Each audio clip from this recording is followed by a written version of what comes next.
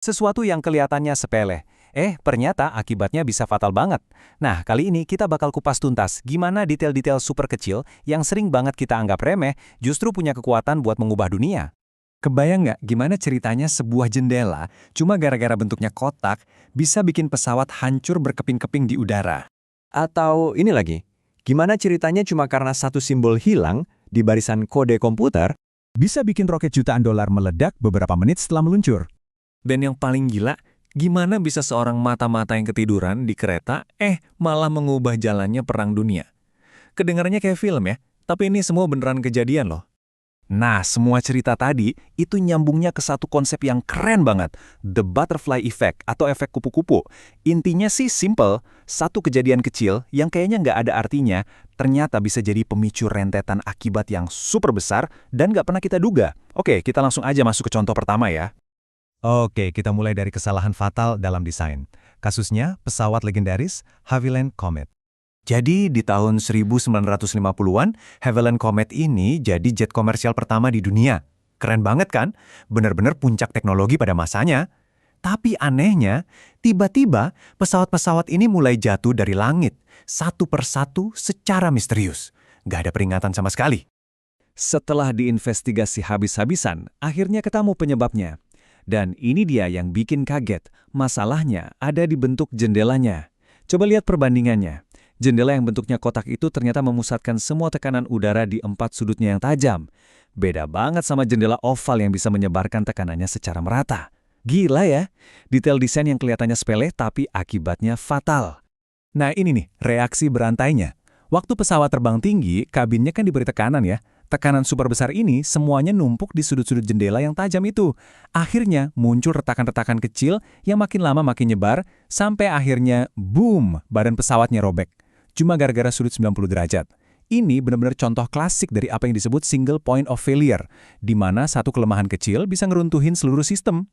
Oke, dari kesalahan desain, sekarang kita pindah ke dunia yang lain, human error, atau kesalahan manusia. Momen di mana kode dan kehati-hatian itu gagal total. Kita mundur ke tahun 1962. Waktu itu, NASA ngeluncurin roket Mariner 1. Misinya gede banget. Jadi yang pertama terbang dekat planet Venus. Kebayangkan, ini misi super penting, teknologinya juga paling canggih saat itu. Tapi, baru 4,5 menit setelah meluncur, roketnya harus diledakkan. Penyebabnya cuma satu simbol yang hilang, tanda strip atau bar doang di dalam kode navigasinya. Satu karakter yang kelewat sama programmernya. Gara-gara itu, komputernya jadi salah baca data dan ngasih perintah ngawur ke roket yang sebetulnya nggak ada masalah sama sekali. Jadi intinya, misi luar angkasa jutaan dolar hancur cuma karena kesalahan yang setara sama salah ketik atau typo. Ini bukti nyata kalau dalam sistem yang super kompleks, input sekecil apapun bisa punya dampak yang paling besar. Oke, sekarang kita lompat ke tahun 2020. Contoh yang mungkin lebih dekat sama kita. Ada sebuah pesta gender reveal di California, terus mereka nyalain kembang api. Satu percikan kecil kena rumput kering. Cuma dari satu percikan itu, tahu nggak kerugiannya berapa? 28 miliar rupiah. Itu angka yang gila banget untuk sebuah perayaan pribadi kan? Dan itu belum semuanya.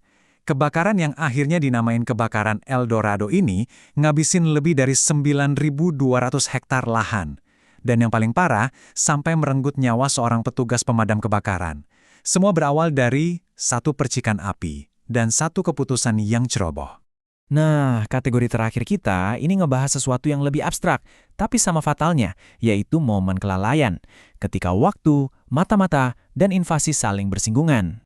Jadi, waktu Perang Dunia Pertama, ada seorang mata-mata Jerman namanya Heinrich Albert. Dia lagi di New York, dan ya, dia melakukan sesuatu yang manusiawi banget, ketiduran di kereta. Pas bangun, dia panik, buru-buru turun dari kereta, dan kopernya ketinggalan. Sialnya, di dalam koper itu isinya apa? Rencana rahasia spionase Jerman di Amerika. Akibatnya, wah fatal banget. Seluruh jaringan mata-mata Jerman langsung kebongkar. Insiden ini juga yang jadi salah satu pendorong Amerika buat ikut perang. Gara-gara apa? Gara-gara ketiduran sebentar. Contoh lainnya yang juga terkenal banget, invasi Teluk Babi tahun 1961. Ini operasi CIA buat ngegulingin Fidel Castro di Kuba, tapi gagal total, bahkan nggak sampai 72 jam. Penyebab kegagalannya apa coba? Cuma kesalahan 1 jam. Ternyata ada salah paham soal zona waktu. Pesawat pengebomnya datang jam 5 pagi, tapi pesawat tempur yang seharusnya ngawal mereka baru datang jam 6 pagi.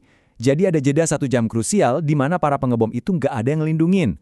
Mereka jadi sasaran empuk dan ya elemen kejutannya hilang seketika. Jadi setelah ngelihat semua contoh tadi, kenapa sih hal-hal kecil ini jadi penting banget? Jawabannya, karena semua ini ngebentuk sebuah pola bencana yang terus berulang. Coba kita rekap ya.